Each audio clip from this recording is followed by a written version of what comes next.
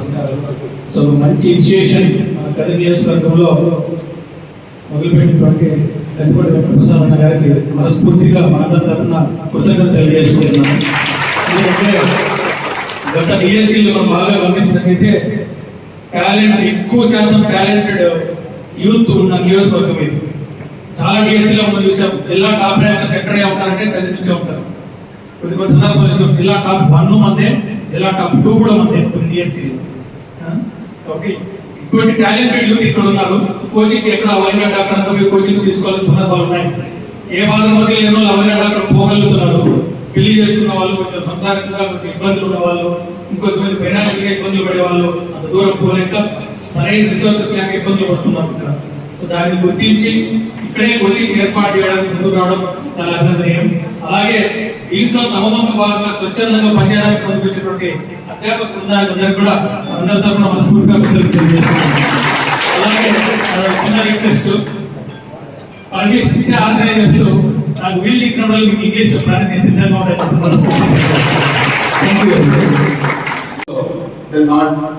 అప్పుడు రేవంత్ రెడ్డి గారు ఒక విషయం చెప్పినారు, ఇలాంటి వ్యక్తి మీ యొక్క నియోజకవర్గం ఉండడం మీరు చేసుకున్నటువంటి అదృష్టం అని. మరొకసారి ఈ కందికొండ నారాయణమ్మ చారిటబుల్ ట్రస్ట్ ఆధ్వర్యంలో భవిష్యత్తు టీచర్లను తయారు చేయడానికి అన్న సత్సంకల్పంతో ముందుకు రావడం చాలా గర్వంగా ఫీల్ అవుతున్నాను. అన్న ఏమైనా కార్యక్రమం స్టార్ట్ చేశారంటేనే నేను మొదట ఫ్యాకల్టీగా చెప్తాను, స్వచ్ఛంద గురించి పనిచేస్తానని చెప్పినాను. మరొకసారి అన్నకు మరియు అవకాశం ఇచ్చినటువంటి ఆర్గనైజర్స్కు థ్యాంక్స్ చెప్పండి.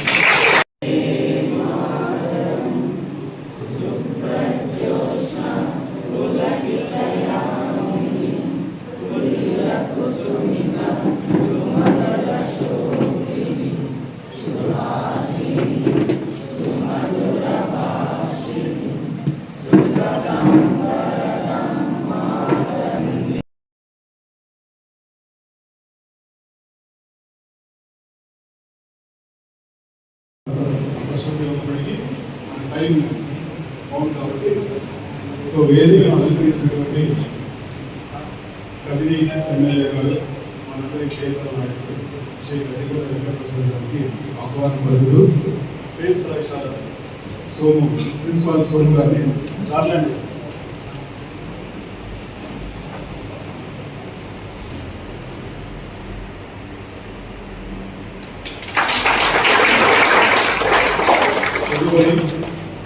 యువ నాయకుడు అయినటువంటి మా మిత్రుడు పవన్ కుమార్ రెడ్డి గారికి ఆహ్వానం పలుకుతూ పూలమాల సత్కరించారు.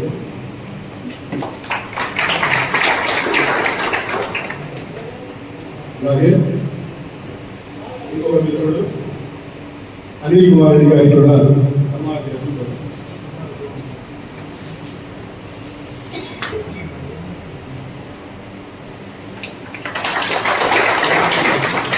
శ్రీధర్ గారికి కూడా సన్మానించాలనుకుంటున్నాను.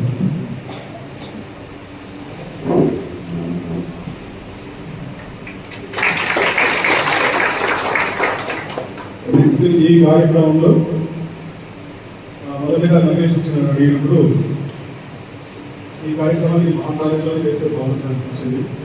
సో వెంటనే ఆయన అడిగిన వెంటనే నేను అంగీకరించడం జరిగింది. అంతేకాకుండా మీకు ఇంకా లైబ్రరీ ఫెసిలిటీస్ కూడా ఉన్నాయి.